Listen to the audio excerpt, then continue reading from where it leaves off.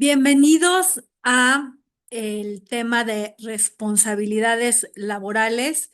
del curso para la American Bar Association, que tiene como finalidad tratar las habilidades, destrezas y técnicas en el nuevo sistema de justicia laboral. En cuanto a las responsabilidades laborales, será importante que primero tratemos el tema de cuáles son los derechos procesales en este procedimiento. Un gran número de trabajadores no conocen sus derechos y un gran porcentaje de los casos se logran resolver cuando se hace una adecuada aplicación de estos derechos. En el contexto legal, tenemos que el procedimiento laboral en México se fundamenta principalmente en la Constitución y la Ley Federal del Trabajo. Hay otras normatividades internacionales y también nacionales aplicables, pero nos enfocaremos en estas dos. Y dentro de de nuestra Carta Magna y de la Ley Federal del Trabajo, será importante que ubiquemos los derechos procesales fundamentales, la base jurídica del proceso para continuar con la implementación de los conocimientos en situaciones reales, como ustedes ya lo realizan. En cuanto a derechos del trabajador, tenemos de los principales, el acceso a la justicia. Es el acceso a la justicia laboral el que garantiza que todos los trabajadores reciban una atención imparcial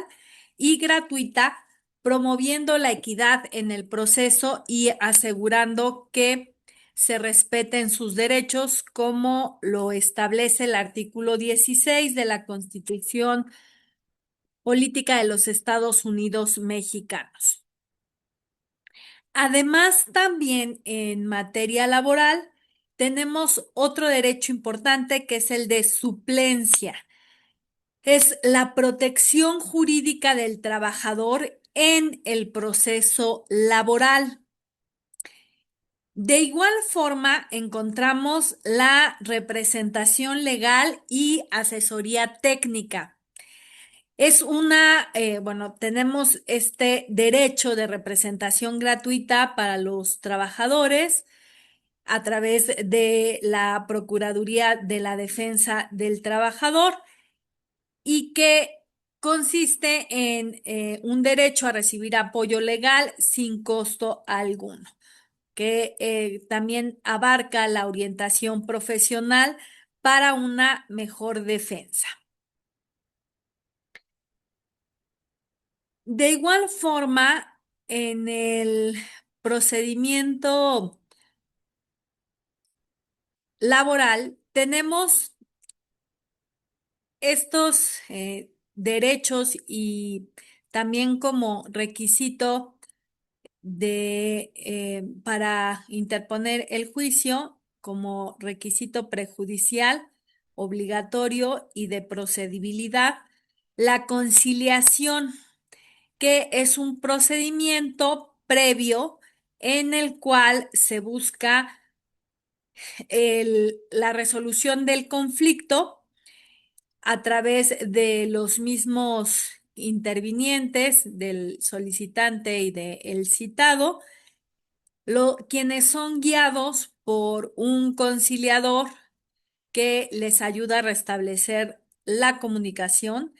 para que encuentren soluciones a su conflicto. También recordemos que, de acuerdo al artículo 685 de la Ley Federal del Trabajo, este es un principio procesal. Dentro del procedimiento también tenemos las excepciones, que son casos donde no, en donde el patrón hace valer sus defensas, y también tenemos aquí en el procedimiento a un facilitador o conciliador, que es quien tiene esta función de guiar a los conciliados para que puedan resolver de mejor forma su conflicto. Asimismo, tenemos este derecho a la confidencialidad, que es la protección de la información compartida durante el proceso. Vamos ahora a el ofrecimiento de pruebas en el procedimiento laboral, que incluye o que también abarca el derecho a ofrecer las pruebas para los trabajadores que inician esta instancia. Es incluir las pruebas ahora ya con el nuevo procedimiento desde el escrito de la demanda, que se lleve a cabo el desahogo de las mismas de forma equitativa. Los tiempos para ofrecer las pruebas están claramente delimitados en la Ley Federal del Trabajo. Se permiten todo tipo de pruebas que sean pertinentes, que se relacionen con los hechos de la demanda, de la contestación. Y también está el derecho a una valoración imparcial, a la evaluación de las pruebas por parte de los jueces de forma imparcial. En cuanto a la documentación laboral, sabemos que el patrón tiene la obligación de conservar determinados documentos, como el contrato individual de trabajo o el contrato laboral. También está la obligación de tener los recibos por el pago de prestaciones, como vacaciones, aguinaldo. Así también tenemos la presunción favorable para el trabajador, en el sentido de que es carga probatoria del patrón exhibir estos documentos. Y la protección al trabajador, que le garantice el acceso a la justicia en el proceso. Ahora, en este nuevo sistema de justicia laboral, prepondera los principios de oralidad y de concentración. Ya desde el inicio del derecho del trabajo, como ustedes saben, se buscó que fuera preponderantemente oral, sin que se perdiera esta parte escrita. Sin embargo, la oralidad se practicaba de forma diferente a como lo exige este nuevo procedimiento. Lo que se realizaba en las juntas era expresión oral, pero en diversas ocasiones o en muchas ocasiones lo que se realizaba era el dictado de un escrito en el que se reproducía únicamente lo que se asentaba en el escrito, se le dictaba a la mecanógrafa esas manifestaciones. Ahora, atentos a que ya tenemos no se deja la etapa escrita, se tiene una etapa escrita que abarca la demanda, la contestación, en su caso, puede haber esta réplica, contrarréplica. Tenemos también la fase oral, en la que encontramos la audiencia preliminar y la audiencia de juicio. Aquí es en donde tiene aplicación estos principios de oralidad y de concentración. Y en cuanto a la oralidad, encontramos que ante la presencia del juez en la audiencia, en, en, atendiendo al principio de inmediatez, se, se realiza esta oralidad de forma diferente. Es decir, las manifestaciones y las expresiones son en el momento, en la mayoría de las ocasiones, exige que se tenga un conocimiento profundo del asunto, en su caso de la demanda, de las pruebas ofrecidas, de igual si es por parte del patrón, de la contestación a la demanda, de las excepciones, también de las pruebas, de todos los datos que se hicieron, que se plasmaron en la demanda o en la contestación, para que en estas audiencias se realicen de forma oral las manifestaciones que sean pertinentes. También nos implica, y a lo largo de este curso se ha resaltado, el desarrollo la ampliación y el profundizar en técnicas como la elaboración de una teoría del caso, como el perfeccionar la implementación de un interrogatorio, de un contrainterrogatorio, también la expresión de los alegatos y en todo ello una buena argumentación que sea lógica, que tenga la estructura de la premisa mayor, la premisa menor y las conclusiones, eh, y que con todo esto también se exprese en esta fase oral a través de una oratoria adecuada, cuidando la comunicación de todo tipo, la verbal, la no verbal, el lenguaje corporal, y con todos estos elementos, hacer una adecuada exposición de los argumentos de acuerdo a este principio de oralidad. Em, También tenemos en, bueno,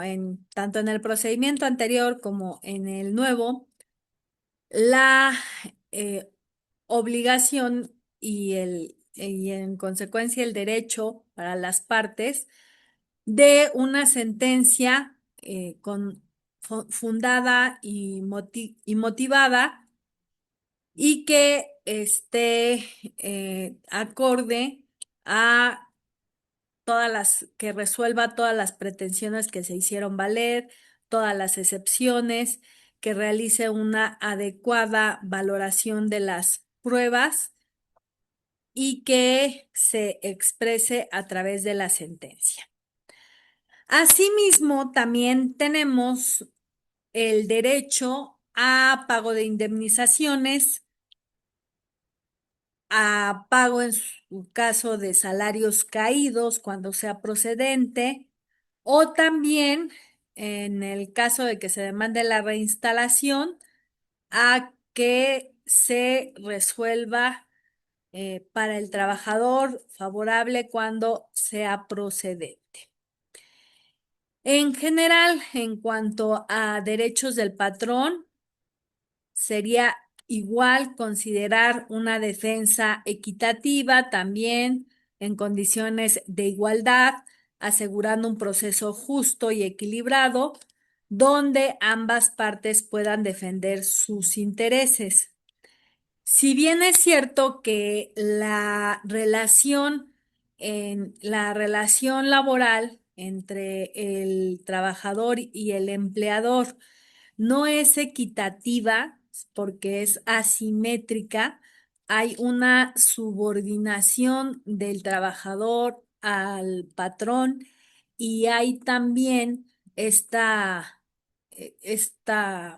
superioridad o preponderancia de los medios de producción que detenta el patrón sobre la fuerza de trabajo que tiene el operario. Se busca que también sean protegidos los derechos de los patrones, de los empleadores. Es decir, sí hay prerrogativas para los trabajadores, pero es únicamente para equilibrar esta relación. Y ya en cuanto está este equilibrio, no se descuida y también se busca y se protegen los derechos de los empleadores. También tenemos dentro de estos derechos procesales para el patrón y también para el trabajador, que las audiencias sean públicas, transparentes, lo cual permite que se observen el desarrollo de las mismas y que se cree una mayor confianza. Así también recordamos que estas audiencias son videograbadas y que también los empleadores tienen derecho a recursos legales que durante el procedimiento sabemos que solamente se cuenta con el recurso de reconsideración en contra de actos del secretario instructor. Sin embargo, ya por o cualquier otra irregularidad o violación que se considere, pues tenemos la vía del juicio de amparo.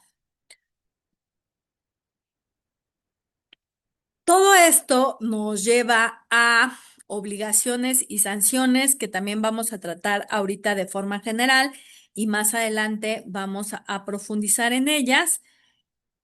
Y existe esta obligación de exhibir las pruebas adecuadas,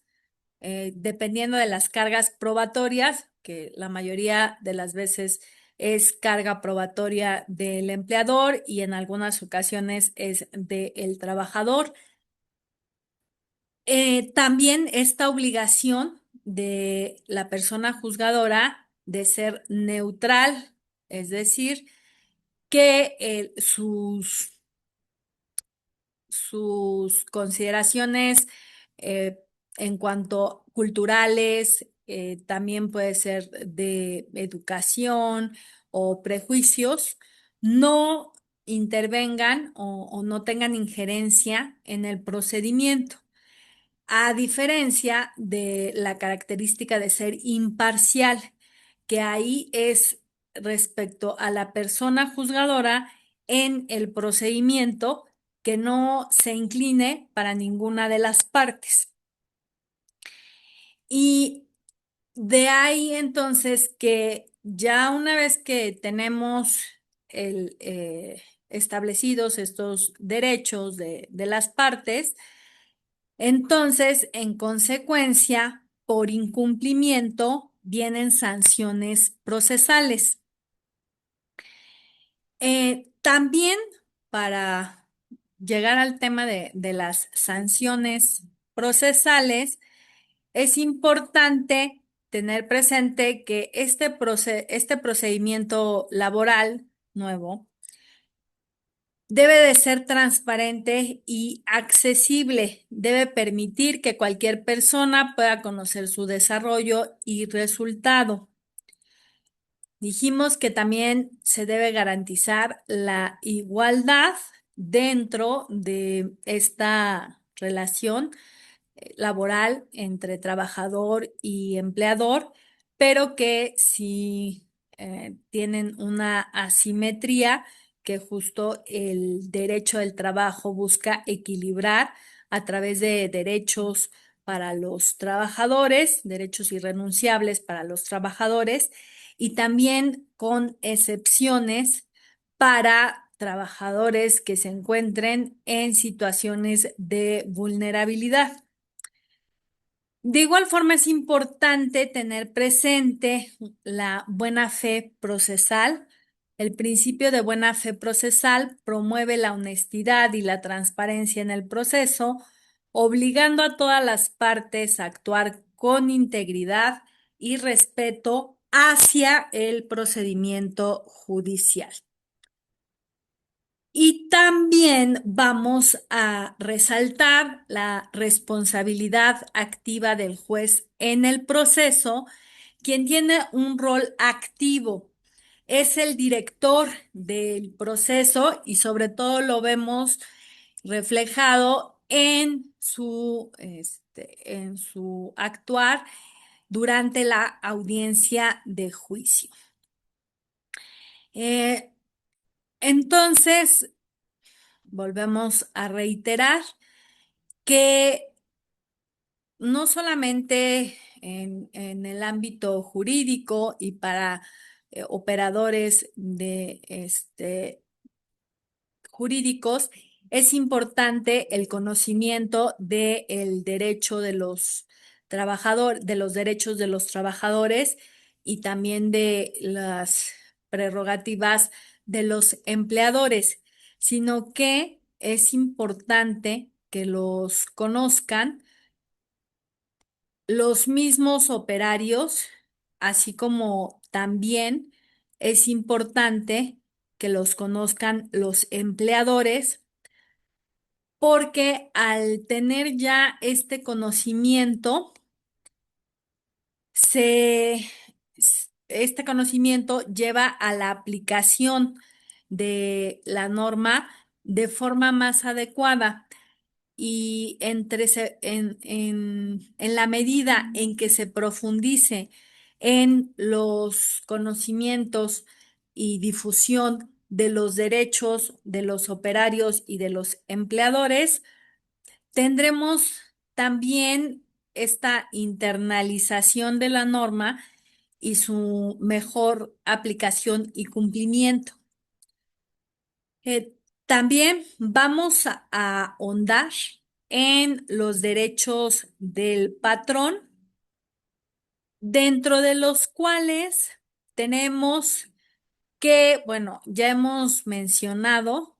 que los derechos procesales, tanto de los trabajadores como de los patrones, busca el equilibrio en la relación laboral entre estos para también garantizar una justicia pronta e imparcial. Vamos a ver también algunos puntos a destacar acerca de estos derechos. En, en cuanto a justicia social, que es también un elemento importante en el derecho del trabajo, un sistema de justicia social garantiza los derechos tanto de trabajadores como de empleadores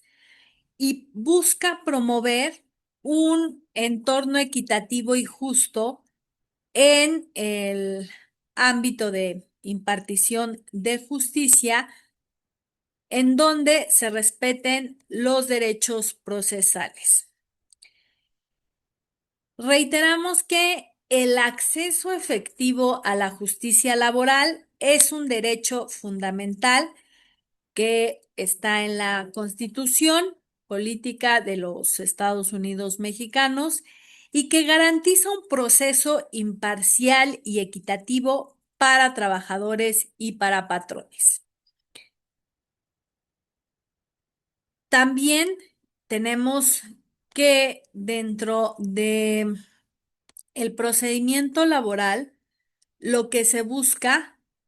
es un derecho a igualdad procesal, que todas las partes cuenten con un procedimiento equitativo, también que se aplique el principio de legalidad y libre de discriminación por motivos de origen, de género o de condición. También el derecho a que sean públicas las audiencias, el derecho a oralidad en los procedimientos laborales, a que se tenga una participación más activa y dinámica y que las partes expresen sus argumentos. Todos estos derechos derivados de los principios procesales que rigen el procedimiento y que tienen aplicación ahora en esta nueva legislación. De igual forma, dentro de estos principios y que ahorita estamos traduciendo los principios como derechos para las partes en el proceso, tenemos el de inmediación procesal, que como ustedes saben consiste en la actuación que realizan las partes, sea toda actuación que realicen las partes, que sea ante el juez, ante el juez que en el momento procesal oportuno sea el encargado de aplicar el derecho al al caso en específico. Entonces, las pretensiones, las excepciones, las pruebas y los alegatos deben ser vertidas en presencia de este juez. También como principio procesal y que lo vamos a traducir como derecho procesal, tenemos el principio de inmediatez que ya hemos mencionado y que significa que debe prevalecer lo que se ha declarado en primer término y que el juez esté presente en las audiencias, en esta etapa oral del procedimiento. Así también tenemos el principio de continuidad, que se refiere a que las audiencias ante los tribunales se lleven a cabo sin interrupciones y diferimientos, el, a menos de que exista un impedimento, como por ejemplo que no se haya notificado. Entonces ahí pues tendrá que haber un diferimiento, pero anterior a esta reforma, por ejemplo, de la reforma de 2012 a la Ley Federal del Trabajo hasta la reforma de 2019, una práctica común era diferir la audiencia porque las partes se encontraban en pláticas conciliatorias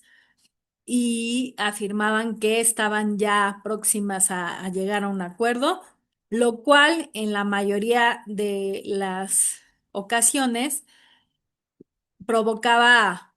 bastantes diferimientos y ya después de diversos diferimientos, continuaban con el juicio y no llegaban a ningún acuerdo.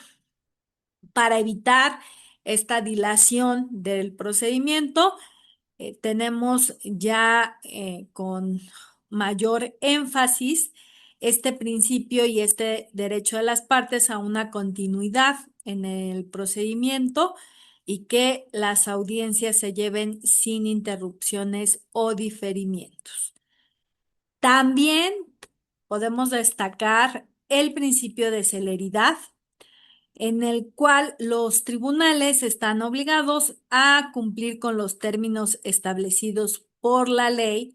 porque una justicia tardía se convierte en injusticia. Y en este sentido, la celeridad se encuentra relacionada con el debido proceso, ya que los conflictos laborales en algunos casos afectan la subsistencia del trabajador y a veces o de la trabajadora de su familia. También hay el principio y el derecho a que se conduzcan las partes con veracidad. Esto es que en el proceso laboral debe buscarse la obtención de la verdad histórica o material sobre la verdad formal.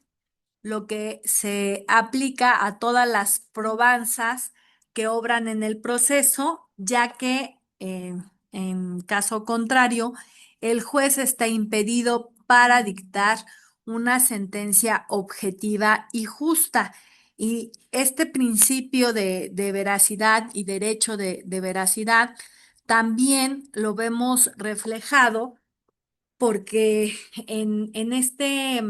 ahora sistema que tenemos aplicado al procedimiento laboral, lo encontramos como un sistema mixto en el que está preponderantemente, bueno, estaba preponderantemente el formalismo, se destacaba el formalismo sobre esta preponderancia de la realidad y ahora tenemos también, de acuerdo a este principio de veracidad, el la preponderancia de la realidad sobre el formalismo, lo cual también va muy acorde a la necesidad en derecho al trabajo, a el objetivo del derecho al trabajo desde su surgimiento, que era la resolución y que es la resolución de los conflictos laborales de forma más accesible para los trabajadores, efectiva, es decir, que se resuelva en menor tiempo y con los menos recursos posibles. También tenemos dentro de estos principios y derechos procesales el principio de concentración. De acuerdo a la naturaleza de los juicios, la ley Federal del Trabajo busca que sean los juicios breves en su tramitación y que no se disperse en actuaciones procesales para que se puedan, en su caso, si hay muchos actores, se nombre un representante común, por ejemplo, y así se eviten dilaciones en el procedimiento. Otro principio y derecho procesal importante es el de economía procesal. Este se puede confundir con el de concentración o con el de sencillez, pero el de economía procesal tiene implicaciones patrimoniales y persigue el ahorro de todo gasto innecesario en el juicio. Así entonces se diferencia de los otros dos principios de sencillez. También tenemos el, ahora sí, el principio de sencillez procesal, en el que se advierte que la ley, en el caso de las comparecencias, los escritos, las promociones y las alegaciones, no exige forma determinada porque se da preponderancia al operario, toda vez que como parte de grupos vulnerables se encuentra en desventaja frente al patrón económica y jurídicamente. Por ello, se elimina todo tecnicismo jurídico como lo encontramos evidenciado en el artículo 687 de la Ley Federal del Trabajo, en el que vemos reflejada la ausencia de formalismos. Hemos mencionado también este principio de publicidad relativo a las audiencias y las diligencias practicadas por los tribunales laborales que se efectúen ante la presencia de todas las personas, con excepciones para no afectar el derecho a la intimidad o en el caso de menores, de acuerdo al artículo 720 de la Ley Federal del Trabajo. Otro de los principios importantes y que cabe destacar en materia del procedimiento laboral y que traducimos como derecho procesal, es la gratuidad.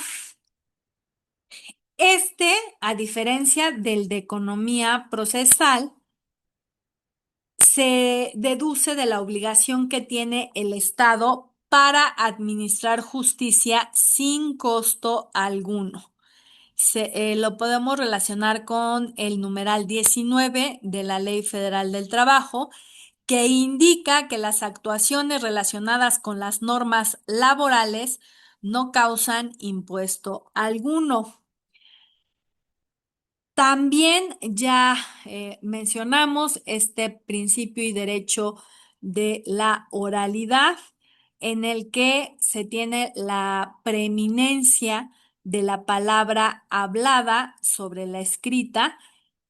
y este principio lo encontramos referido en el artículo 713 de la Ley Federal del Trabajo, que indica que las audiencias requerirán la presencia física de las partes o de quien las represente, con la finalidad de que se lleve a cabo que se lleven a cabo con su presencia, aunque en el caso de no estar presentes, de todas formas continúa el procedimiento, y que también pues es para abreviar o economizar el proceso. En cuanto al principio conciliatorio que fue incluido en la reforma a la Ley Federal del Trabajo de 2012, tenemos que, aunque ya nuestro derecho al trabajo se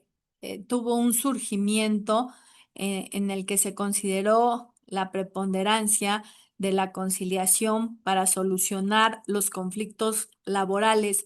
porque es una vía más rápida, es una vía efectiva, es una vía que resuelve el conflicto de fondo,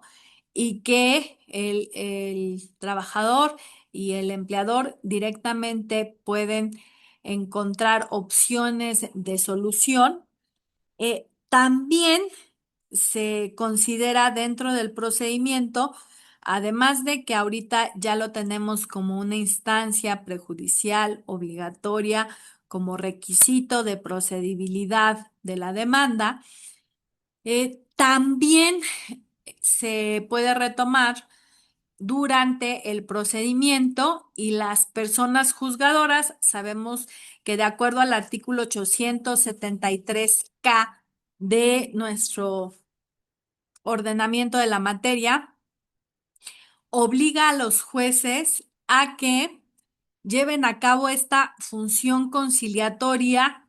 durante el procedimiento, y que se inste a las partes a solucionar su conflicto por esta vía, sin importar la etapa en la que se encuentren, inclusive en la etapa de sentencia,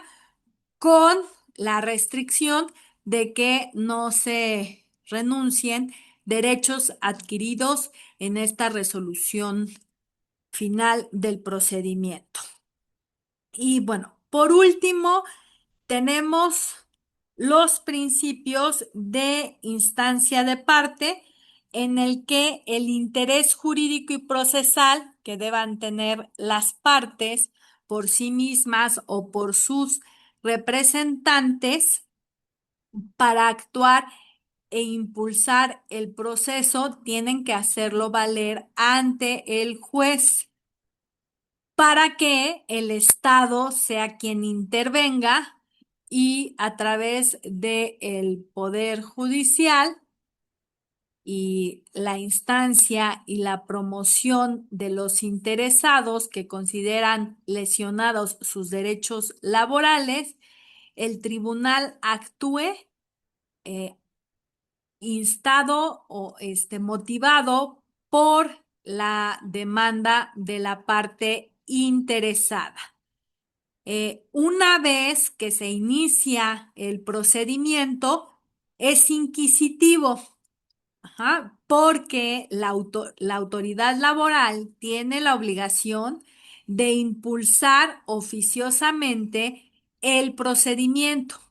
Por ejemplo, en el caso del artículo 771,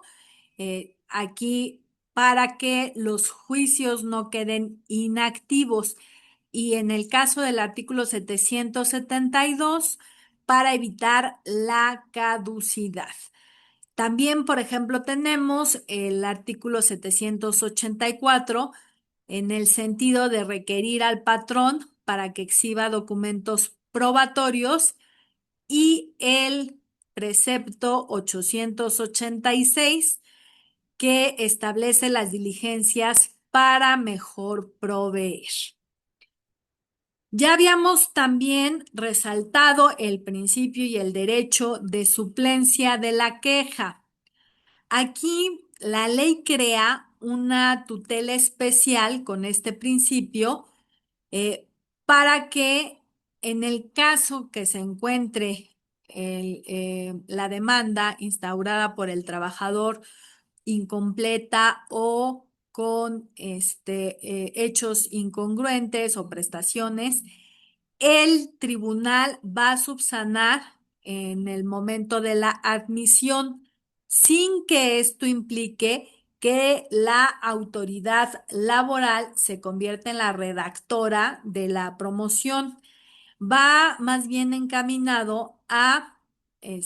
que si se advierte cualquier revocación a sus acuerdos, eh, no esperarse hasta el dictado de la sentencia. También tenemos este principio subsanador. Al existir el principio del derecho de suplencia de la queja, de la deficiencia en la queja en favor del trabajador o de sus beneficiarios, en que mencionábamos también que se encuentran en el artículo 685 de la Ley Federal del Trabajo, se impone la obligación al tribunal de señalar en su primer acuerdo la falta de algo o de errores en la demanda o de acciones contradictorias o de una imprecisión en el salario, para lo cual se señala un término de 3 días a fin de que sean corregidos por la parte autora, lo cual, por ejemplo, no lo encontramos en materia civil, en donde el juzgador no debe sujetarse a solamente se sujeta a las prestaciones manifestadas en el escrito inicial y no realiza esta no subsana omisiones o irregularidades. Em, También tenemos este principio y derecho, dijimos, el principio es a desigualdad procesal y el derecho sería una igualdad procesal en cuanto a las cargas probatorias. En el artículo 784 de la Ley Federal del Trabajo, decíamos que el patrón está obligado a conservar documentos y a exhibirlos en el momento en el que se requiera. De ahí viene el buscar este equilibrio entre la desigualdad que existe entre el trabajador y el patrón. También tenemos como principio y derecho procesal la libre elección del foro para el trabajador. Aquí entra el tema de la competencia. El artículo 700, fracción segunda, prevé la opción de escoger la competencia del tribunal por razón del territorio,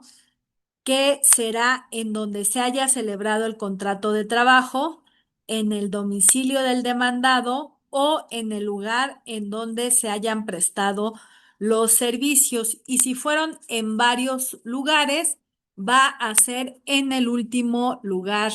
en donde se prestaron los servicios. También tenemos el principio de preclusión procesal.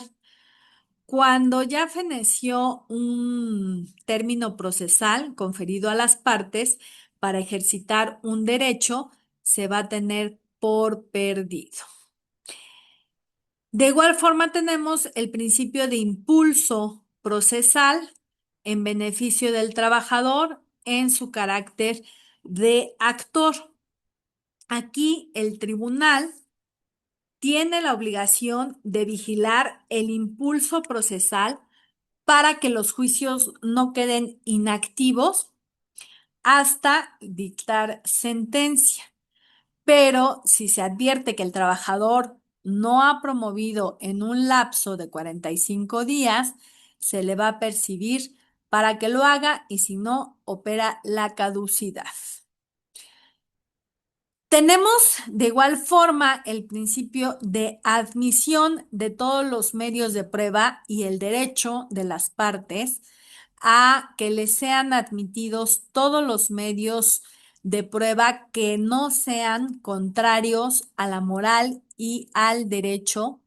incluyendo los que tengan que ver con tecnologías de la información y medios aportados por los descubrimientos de la ciencia.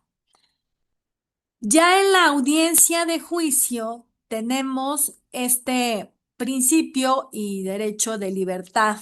de interrogatorio,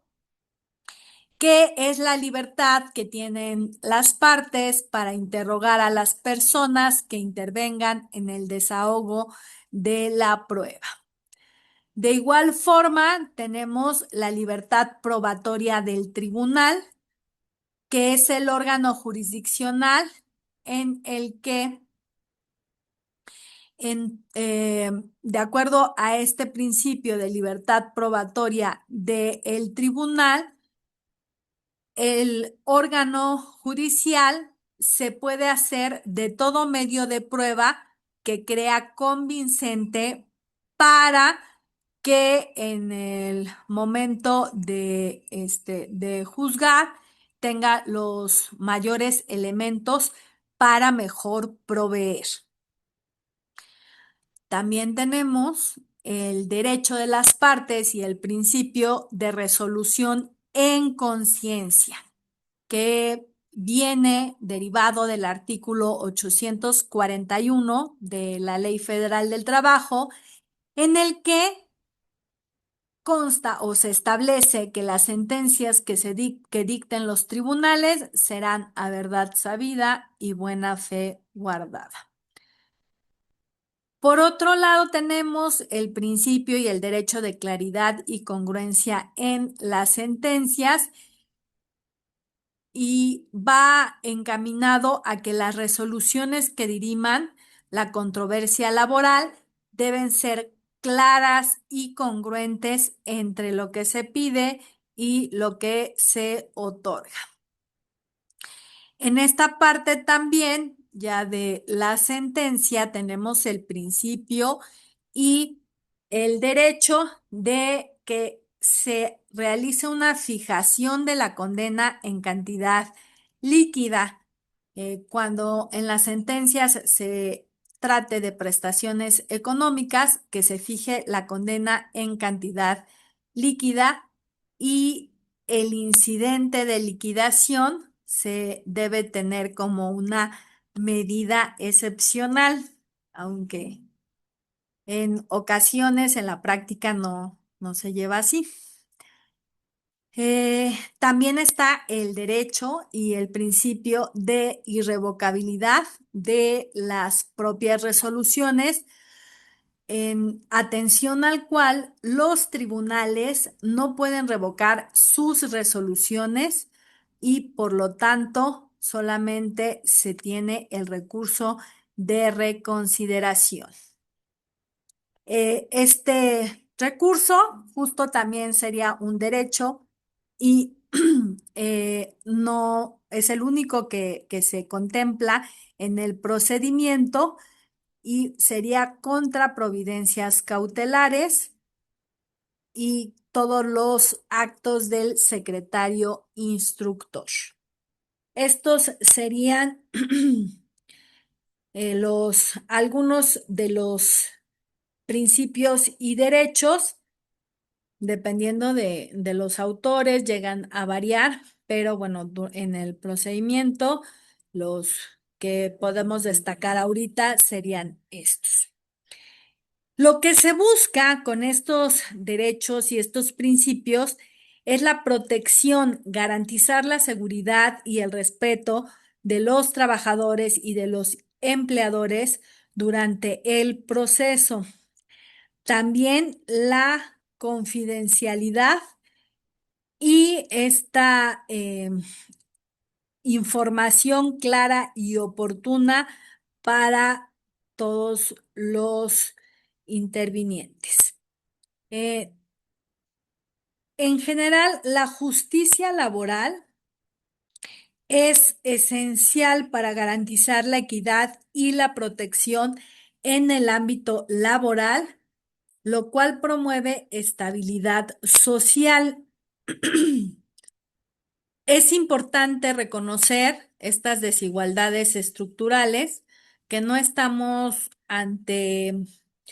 partes iguales como en el derecho civil, que se encuentran en igualdad de condiciones, sino que en la relación laboral tenemos esta desigualdad estructural que nos da como resultado que el proceso tenga que contar con cargas probatorias diferentes, por ejemplo, con estos principios también y estos derechos para cada una de las partes para poder equilibrar esa relación. No es únicamente que se busque la protección a los derechos de los trabajadores, también se respetan los derechos de los empleadores, pero con la finalidad de que se realice para equilibrar la relación entre ambos. Vamos a continuar entonces ahora ya más enfocados en la parte de responsabilidades laborales para las partes en este procedimiento. Y aquí tenemos también la presentación que vamos a seguir. Y en esta presentación, ya enfocados en esta parte, tenemos que se presenta la responsabilidad y sanciones en el procedimiento laboral dentro de la Ley Federal del Trabajo y vamos a enfatizar la importancia de la buena fe y los principios procesales del artículo 685 que ya hemos mencionado. Nuevamente hacemos referencia a esta transición hacia un sistema de justicia laboral oral que resalta la importancia de la buena fe, de la disciplina procesal para tener un efectivo procedimiento legal. En el procedimiento laboral, tanto los trabajadores como los empleadores ya vimos que tienen derechos y deberes esenciales que garantizan la buena fe y el respeto de cada una de las partes. En el caso de la buena fe procesal, tenemos que consiste en esta actuación en el procedimiento laboral, asegurando que todas las partes lo hagan con honestidad y veracidad durante el proceso judicial. Es bueno que citemos una jurisprudencia, aquí la vemos con el registro digital 2008-952 y que tiene por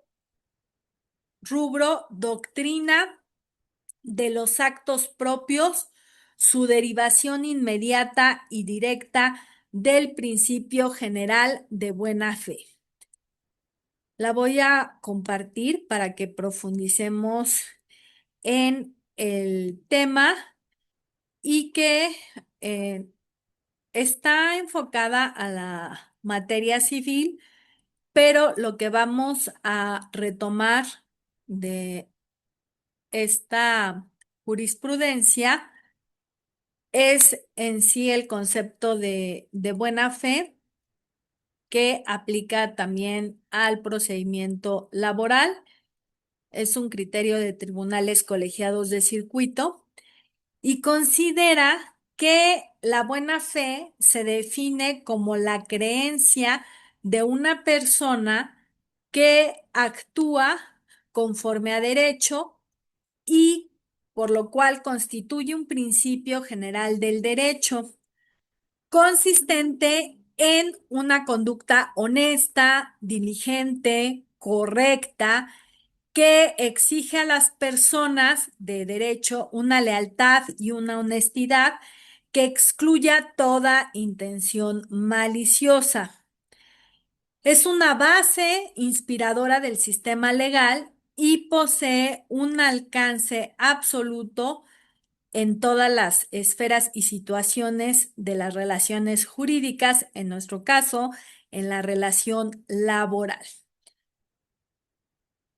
A partir de este principio, la doctrina y la jurisprudencia han derivado diversas instituciones para la resolución de los problemas jurídicos y que deriva en la consigna que en el sentido de que un litigante fundamentalmente debe tener una postura en la que invoque solamente hechos que vayan acorde con sus afirmaciones y que no tenga o que no lo coloque en oposición a los mismos. También, bueno, tiene este principio de buena fe su fundamento en la confianza despertada en otro sujeto de buena fe en razón de que esta conducta que realiza, pues quedaría vulnerada si se estimara admisible aceptar y dar curso a una pretensión posterior contradictoria. Esto sería en cuanto a este principio de buena fe. También hemos tratado y comentado la obligación de aportar pruebas en tiempo y forma en el procedimiento laboral, garantizando un proceso justo y eficiente. Y aquí vemos citados artículos de la Ley Federal del Trabajo, específicamente respecto a estas sanciones que se pueden, que podemos encontrar en el procedimiento laboral. Por ejemplo, el artículo 48 de la Ley Federal del Trabajo en su párrafo quinto, establece que los abogados, litigantes o representantes que promuevan acciones, excepciones, incidentes, diligencias, ofrecimiento de pruebas, recursos y en general cualquier actuación en forma notoriamente improcedente para dilatar, prolongar u obstaculizar la sustanciación o resolución del juicio laboral, se les impondrá una multa de 100 a 1000 veces la unidad de medida de actualización.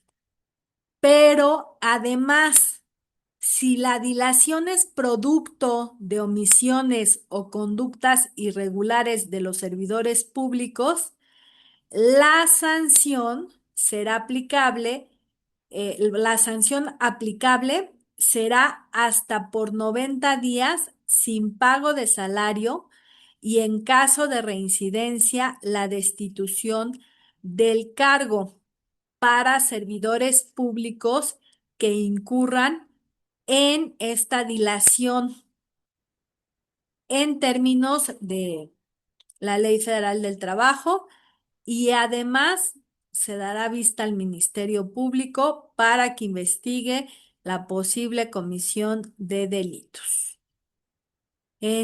También, bueno, en el caso de servidores públicos del Centro Federal de Conciliación y Registro Laboral, de igual forma, cuando retrasen, obstruyan o influyan en el procedimiento de registro, de registros sindicales y de contratos colectivos y de reglamentos interiores de trabajo a favor o en contra de una de las partes, así como también en el otorgamiento de la constancia de representatividad sin causa justificada, se harán acreedores a la imposición de una multa de 100 a 1000 veces la unidad de medida y actualización. Ahora, por lo que se refiere a los servidores públicos de los centros de conciliación locales, se les sancionará en los mismos términos cuando el desempeño de su función conciliatoria incurra en estas conductas. En, en estas conductas que se mencionan en el artículo 48 de la Ley de la Materia,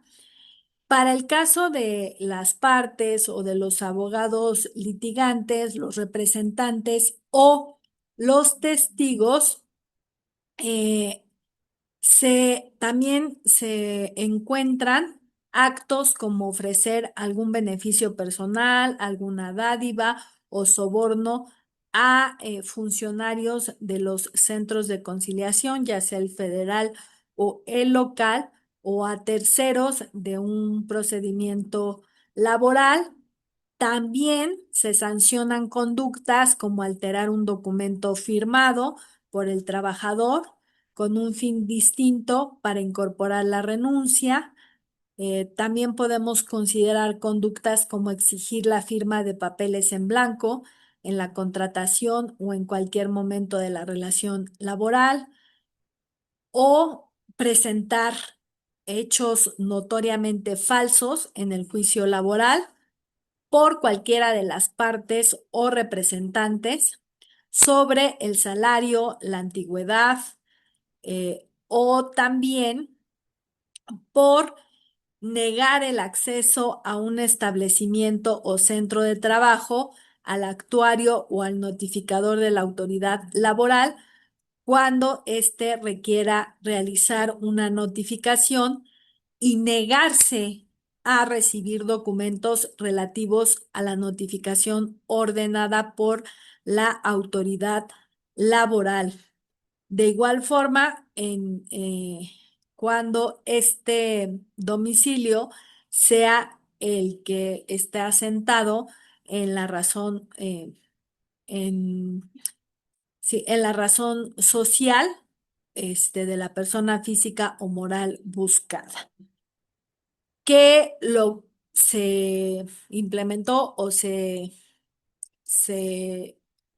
incluyó de esta forma para evitar las malas prácticas que a veces se realizaban con estas conductas. También se considera como conducta infractora simular con cédulas fiscales o documentación oficial de otras razones sociales, aun cuando tengan el mismo domicilio, para evadir la citación al procedimiento de conciliación prejudicial, el emplazamiento a juicio o el desahogo de alguna prueba. Y finalmente, tenemos que se considera como conducta infractora demandar la titularidad de un contrato colectivo de trabajo sin tener a los trabajadores afiliados al sindicato. Para el caso de servidores públicos, las actuaciones notoriamente improcedentes serían, por ejemplo, levantar la razón de una notificación haciendo constar que se constituyó en el domicilio sin que lo haga, lo que a veces llamamos las notificaciones de escritorio, eh, entre otras sanciones que se establecen por estos actos. En cuanto a la dilación, se establece que si la dilación es producto de omisiones o conductas irregulares de los servidores públicos, se consideran actos graves, por lo que las sanciones van a imponerse conforme a la Ley General de Responsabilidades Administrativas, con multas que van de los 100 a las 1000 veces la UMA vigente, y puede haber también sanciones del orden penal por la posible comisión de delitos contra la administración de justicia. También dentro de las sanciones tenemos las que establece el artículo 992 de la Ley Federal del Trabajo, que establece las violaciones a las normas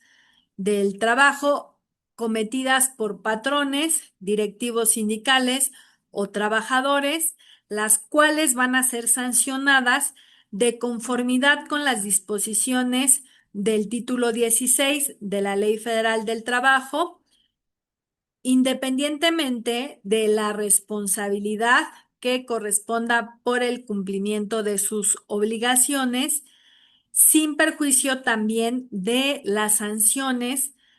previstas en otros ordenamientos y de las consecuencias que puedan tener en bienes y servicios concesionados. En cuanto a la cuantificación de las sanciones pecuniarias, se va a hacer tomando como base la UMA al momento de cometerse la violación. Recordamos ya la desindexación del salario mínimo, y en atención a esta ya tenemos las UMAs para hacer el cálculo de las sanciones pecuniarias por estos actos. También se considera la imposición de sanciones de acuerdo a, uno, el carácter intencional o no de la acción u omisión. Debe también tomarse en consideración la gravedad de la infracción. De igual forma, los daños que se hubieran producido o que puedan producirse. También es importante considerar la capacidad económica del infractor y la reincidencia del infractor. En todos los casos de reincidencia, se va a duplicar la multa impuesta por la infracción anterior. La reincidencia, para los efectos de la ley laboral y las demás disposiciones que derivan de ella, será cada una de las subsecuentes infracciones a un mismo precepto cometida dentro de los 2 años siguientes a la fecha del acta en que se hizo constar la infracción precedente, siempre que ésta no haya sido desvirtuada. Además, cuando en un solo acto u omisión se afecten a varios trabajadores, se les va a imponer una sanción por cada uno de los trabajadores afectados, Si con un solo acto u omisión se incurre en diversas infracciones, se va a aplicar las sanciones que correspondan a cada una de las infracciones de manera independiente. En el caso de que se aplique una multa a un trabajador, el importe no podrá exceder al importe que se señala en el artículo 21 constitucional. De igual forma, tenemos el artículo 1002 de la Ley Federal del Trabajo, en el cual se considera que por violaciones a las normas contenidas en el reglamento interior de trabajo. Este es el 1001, perdón. En el artículo 1001 se establece que la multa por violaciones al reglamento interior de trabajo va de 50 a 500 veces la UMA. Y en el 1002 se establece que violaciones por normas a, a la ley de la materia, pero que no tengan una sanción específica, la multa va de 50 a 5,000 veces la UMA también. Ahora, en cuanto a el precepto, el 1007, tenemos que las penas que se consignan para testigos falsos van de 6 meses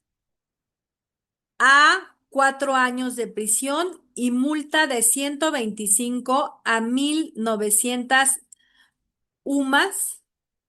En el caso de documentos o testigos falsos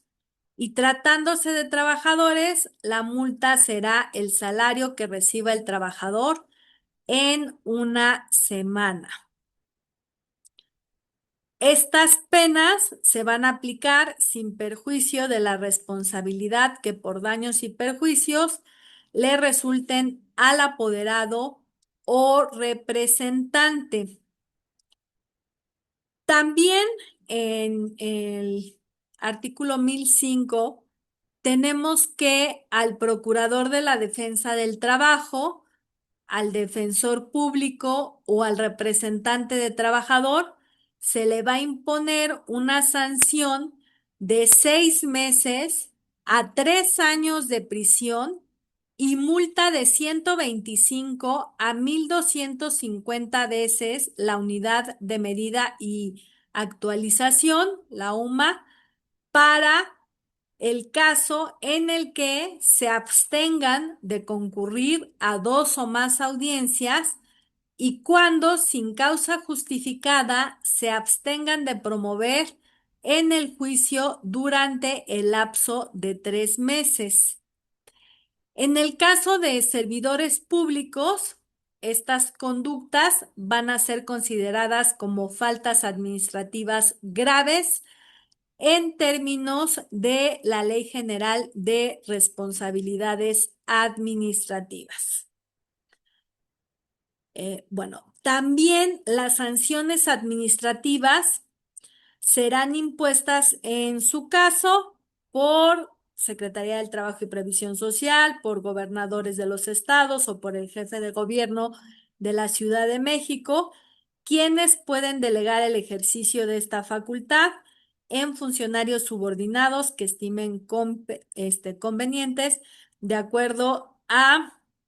la publicación que realicen en el periódico oficial. Y por último, la autoridad, después de oír al interesado, va a imponer la sanción correspondiente. Así tenemos que, en cuanto a la responsabilidad en la audiencia, es comparecer y participar en audiencias laborales lo cual es crucial para garantizar el desarrollo adecuado del proceso y que pues la ausencia puede acarrear graves consecuencias legales para las partes. Señalábamos que en el caso de los y las procuradoras de la defensa del trabajo, es la sanción son dos o más, por no comparecer a dos o más audiencias, se podría hacer la imposición de una sanción de 6 meses a 3 años de prisión y la multa de 125 a 1,200 veces la UMA. O también por la falta de promoción en el juicio durante el lapso de 3 meses. En cuanto a la exhibición de documentación, tenemos que en la materia laboral es fundamental en el procedimiento porque garantiza transparencia y cumplimiento de obligaciones de acuerdo al artículo 804 de la ley de la materia. Recalcamos nuevamente esta prohibición de conductas dilatorias que ya vimos plasmada también en la ley laboral, que prohíbe conductas dilatorias y temerarias, promoviendo así un proceso laboral más ágil y justo. Vamos ahora a continuar con sanciones específicas que enfrentan las partes en el procedimiento laboral por cumplimiento durante el proceso. Aquí es importante destacar la consideración de que en la audiencia de juicio en materia laboral en México, las partes tienen la responsabilidad de conducirse con lealtad procesal, con veracidad y respeto al debido proceso. Entonces, si incurren en responsabilidad y si realizan conductas como fraude procesal, que es engañar deliberadamente al tribunal mediante la presentación de pruebas falsas o el ocultamiento de evidencia relevante o manipulación del proceso, se harán acreedoras a sanciones por estas conductas, como lo hemos visto, pues las multas o o también hasta el caso de prisión en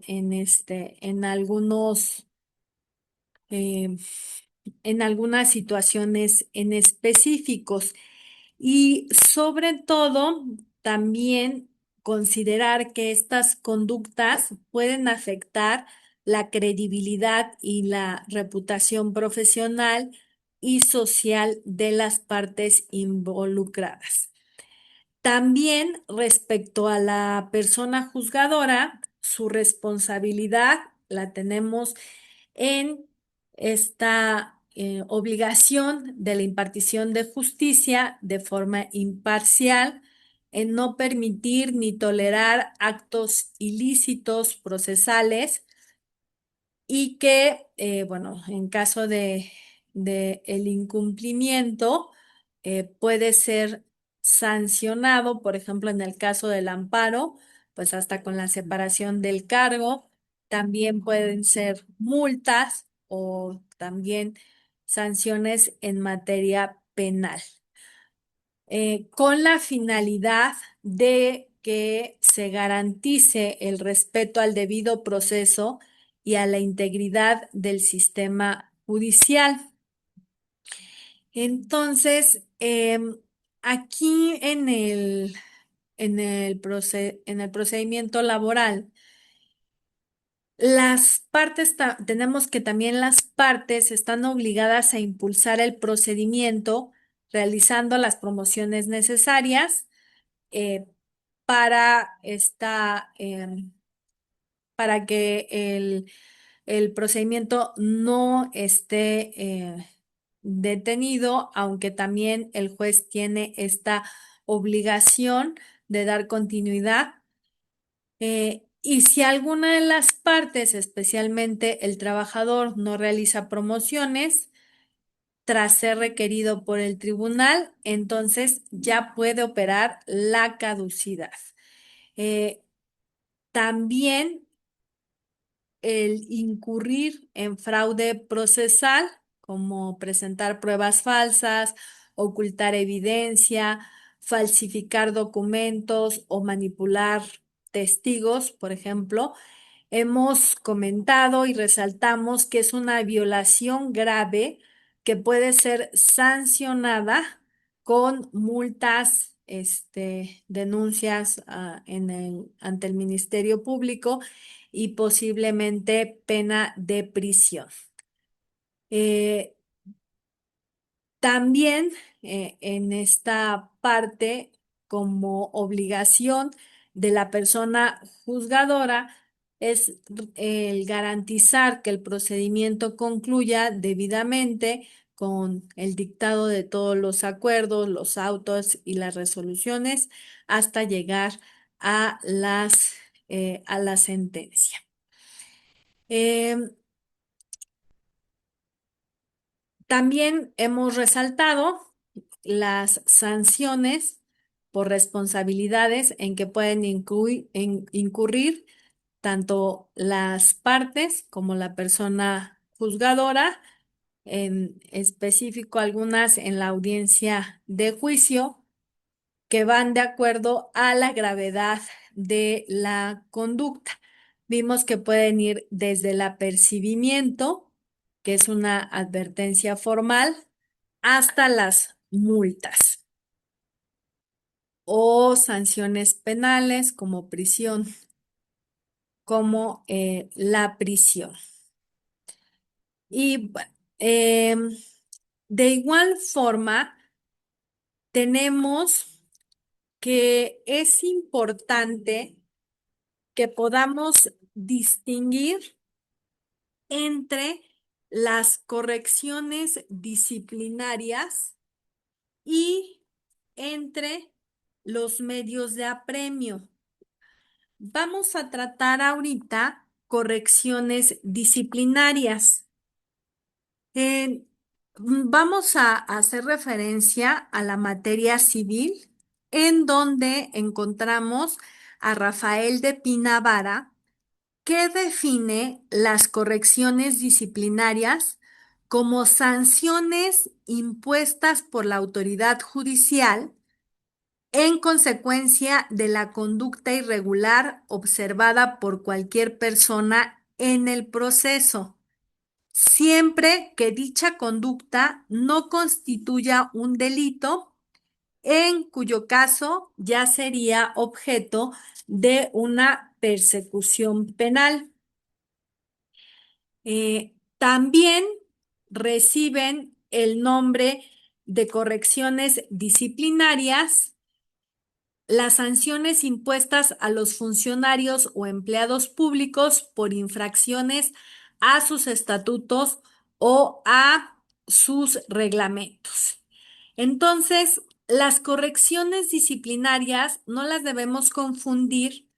con los medios de apremio.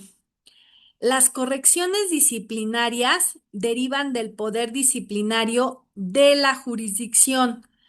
Tienen por objeto mantener el orden de los tribunales y el respeto que merece la judicatura. Y la medida de apremio procede de el imperio derivado de la jurisdicción y la finalidad es obtener el debido cumplimiento de lo resuelto por el tribunal, entre otras, que las personas ajenas a las partes, por ejemplo, comparezcan a la audiencia, cuya presencia es indispensable, como por ejemplo en el caso de los confesantes, de los testigos, de los peritos, de la presentación de documentos y de informes, entre otros. Entonces, Lo propio de la corrección disciplinaria es la sanción que se impone para mantener la disciplina en los tribunales. Por lo tanto, no solamente se aplica la corrección a empleados o funcionarios, sino también a litigantes, abogados, apoderados o terceros a juicio eh, que no muestren el respeto debido al juzgador y que pueden incurrir en faltas de decoro y de probidad. Toda imposición de una corrección supone que el litigante o la persona ajena se ha conducido en forma irrespetuosa ante la autoridad. Entonces, la corrección disciplinaria es una medida coactiva que puede imponer el juzgador o la autoridad administrativa para lograr el orden en consideración al respeto que se debe guardar a la autoridad y al adecuado comportamiento de los sujetos procesales y de los terceros en las audiencias y en las diligencias. Bueno, así tenemos que en nuestra legislación se establece que los jueces de los tribunales y los titulares y conciliadores de los centros de conciliación pueden imponer correcciones disciplinarias para mantener el buen orden en el desarrollo de las audiencias o diligencias y exigir que se guarde respeto y la consideración debidos. Esto lo encontramos en el artículo 729 y 730 de la Ley Federal del Trabajo. También es importante tener presente que a partir de la reforma de 2019, la multa no podrá exceder de 100 veces la UMA en el momento en el que se cometa la falta, de acorde con la implementación de la UMA, que fue en febrero de 2019. Y que ya hemos mencionado que en el caso de los trabajadores no puede exceder este importe de un día de salario, conforme al artículo 21 constitucional. Respecto a la expulsión del local del tribunal, incluso con auxilio de la fuerza pública, ya es una medida extrema que solamente tiene justificación en algunos casos, que en el caso de no existir otro apoderado que también represente a la parte afectada, puede dejarla en estado de indefensión por la imposibilidad de continuar el desarrollo de la audiencia o de la diligencia. Aquí entonces el tribunal levantará un acta circunstanciada, la va a turnar al Ministerio Público competente, acompañada de la copia de las actas y demás diligencias practicadas con dicho motivo, para que se conforme, para que conforme a la ley se sancione al responsable. Tenemos entonces que en el procedimiento laboral es indispensable exigir una conducta que sea correcta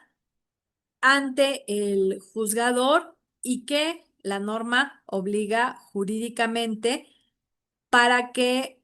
se mantenga este orden a través de estas correcciones disciplinarias, para lo cual es en ocasiones necesario la corrección y con las medidas, con estas correcciones disciplinarias que impliquen la coacción del juez en la imposición de las mismas. Respecto a los medios de apremio, la ley laboral establece que cualquiera de los medios de apremio puede ser utilizado por el juez para que las personas concurran a las audiencias, y tenemos las multas que no pueden exceder de 200 veces la UMA, y que a partir de la reforma de 2012 tenemos que se incrementó la multa de 7 a 100 veces el salario mínimo en esa época, y que el juzgador tenía la facultad de elegir el medio de apremio que considerara pertinente o de aplicarlo simultáneamente a diversos. Ya ahora, en la reforma de 2019 a la ley de la materia, el monto se incrementó para la multa al doble, señalando que no puede exceder de 200 veces la UMA. En el caso de la presentación por la fuerza pública, en la mayoría de los casos no se cumplimenta, pero es una medida de coacción intimidante. eh, el arresto hasta por 36 horas también es una medida extrema que resulta a veces indispensable en casos de excepción. Entonces, las correcciones disciplinarias y los medios de apremio se imponen sin sustanciación alguna, o sea, no hay ninguna audiencia previa para el afectado, en la inteligencia de que aún así la resolución debe de estar fundada y motivada, con lo cual se considera que no hay violación a la garantía de audiencia del afectado, porque en su caso tienen la opción de la impugnación a través del amparo indirecto. En caso de que no se contara o no se llevaran a cabo la implementación de estas medidas de apremio y correcciones disciplinarias, podríamos considerar que se debilitaría la facultad y el respeto que merece el poder disciplinario de la jurisdicción, y sería absurdo tomar en cuenta en el momento la opinión de la persona que ha incumplido o ha omitido lo que el tribunal le ordena. Vamos también ahorita a resaltar la parte final del artículo 732 de la Ley de la Materia,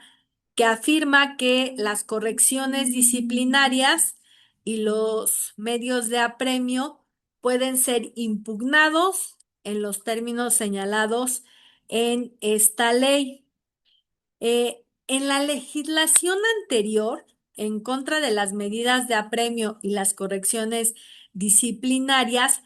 procedía el recurso de reclamación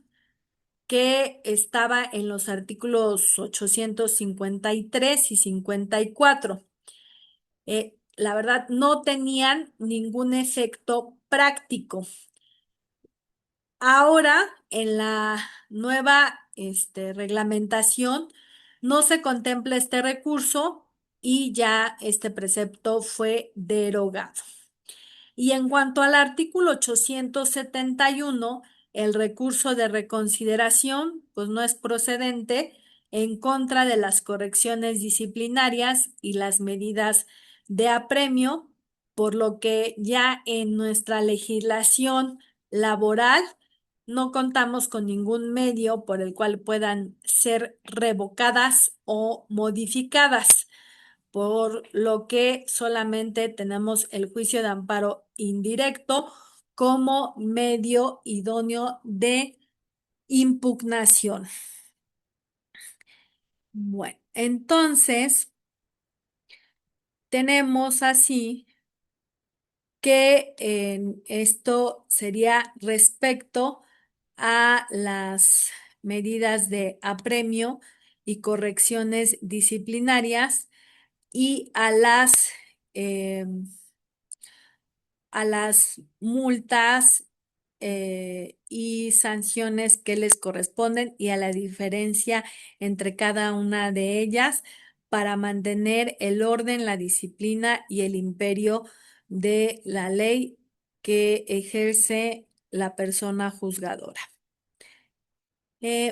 Vamos ahora a tratar el caso de la dilación excesiva en materia laboral para determinar la procedencia del amparo indirecto en su contra y que no debe atenderse el plazo de 120 días naturales previsto por la legislación burocrática del Estado de México. Voy a compartirles en pantalla esta jurisprudencia para que la comentemos más a fondo. En atención a esta jurisprudencia, tenemos que eh, ah, ahorita la coloco.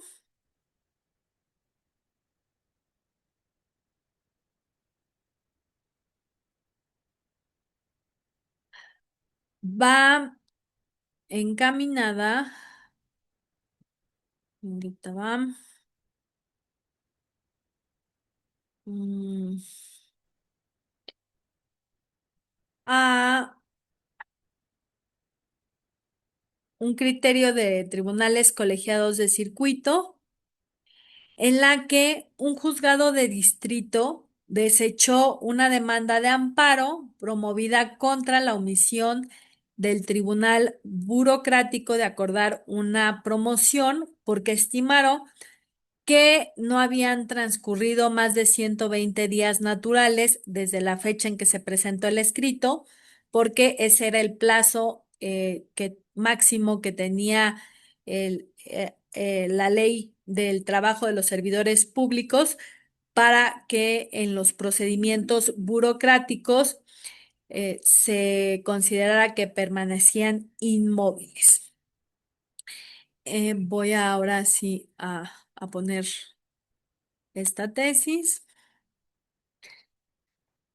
El criterio jurídico del Tribunal Colegiado de Circuito determina que para pronunciarse sobre la procedencia del amparo promovido contra esta presunta dilación excesiva en el procedimiento laboral burocrático, sustanciado conforme la Ley del Trabajo de los Servidores Públicos del Estado y municipios, debe atenderse solamente a los lineamientos impuestos por la segunda sala de la Suprema Corte en la tesis de jurisprudencia 48-2016 y en la 33-2019 y no a cualquier otra interpretación que resulte contraria al derecho humano a la tutela jurisdiccional pronta y efectiva, como la que derive en la aplicación del plazo de los 120 días ya mencionados. La justificación está fundamentada en el artículo 17 constitucional y en el precepto 25 de la Convención Americana sobre Derechos Humanos, que reconocen el citado derecho fundamental entre diversas subgarantías judiciales que contiene y que comprende el derecho fundamental a un plazo razonable como parte del debido proceso, cuya interpretación procura agilizar el trámite y resolución de los procesos jurisdiccionales porque de acuerdo a lo dispuesto por la Corte Interamericana de Derechos Humanos en el caso Hillary, Constantin y Benjamín y otros contra Trinidad y Tobago, la demora prolongada o la falta de razonabilidad en el plazo constituye en principio por sí misma una violación de garantías judiciales.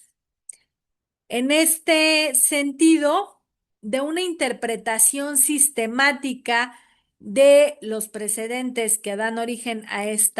las tesis citadas, se llega a la conclusión de que los parámetros proporcionados por la segunda sala como un estándar mínimo objetivo que ofrezca seguridad jurídica para fijar la precedencia del amparo indirecto contra dilaciones excesivas en los procedimientos laborales, no se limitaron al contenido del artículo 772 de la Ley Federal del Trabajo, que tolera un plazo de 45 días naturales para que el juicio permanezca inmóvil, sino que se aplican por analogía en función de la discrecionalidad de los órganos de amparo para ponderar en cada caso en concreto si se está en presencia o no de una dilación atribuible a la autoridad,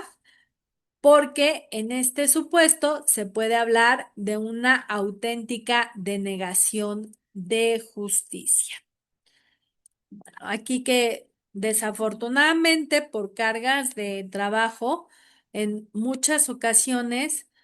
es, se presenta esta dilación y aquí tenemos estos puntos para considerar si realmente esta dilación es atribuible a la autoridad o no. Aquí entonces tenemos que el juez desempeña un papel fundamental en el procedimiento, garantizando derechos y promoviendo un acceso efectivo a la justicia. La responsabilidad de garantizar el debido proceso y acceso a la justicia es fundamental en nuestro procedimiento laboral porque asegura los derechos de todas las partes para que sean respetados. Recalcamos nuevamente los principios de los más importantes, el de inmediación, concentración y publicidad, para garantizar este procedimiento de forma transparente y así también la emisión de resoluciones fundadas y motivadas como derechos y como prerrogativas de las partes y una obligación del juez, así como también el conducirse con imparcialidad y aplicar las medidas de apremio que sean necesarias durante el procedimiento y las correcciones disciplinarias para que se guarde el debido respeto y se garantice también que se cumplan los derechos de las partes. La responsabilidad, dijimos, en que se puede traducir para los servidores públicos en el caso de la responsabilidad administrativa, asegura la transparencia y la rendición de cuentas. Entonces tenemos que la justicia laboral efectiva depende del cumplimiento de los deberes procesales, de la buena fe, y que este nuevo sistema de justicia laboral nos permite llevar a cabo esta práctica adecuada y que vaya conforme a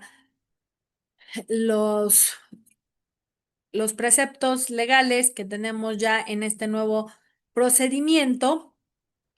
y evitar algunas malas prácticas que ya se realizaban. También de igual forma la dignificación de la práctica y del litigio laboral por las partes, por la autoridad, de forma respetuosa y que con todo esto se cumplan todos estos derechos de las partes y que en, en la mayoría de los casos o en mayor medida evitemos la aplicación de estas sanciones, de las multas, de pues inclusive de las penas hasta de prisión, realizando estas buenas prácticas y esta aplicación correcta del procedimiento, atendiendo también pues a la buena fe procesal para garantizar un proceso justo y equitativo, promoviendo la confianza y el respeto entre las partes involucradas. Con esto concluimos la sesión. Les agradezco su atención. Hasta luego.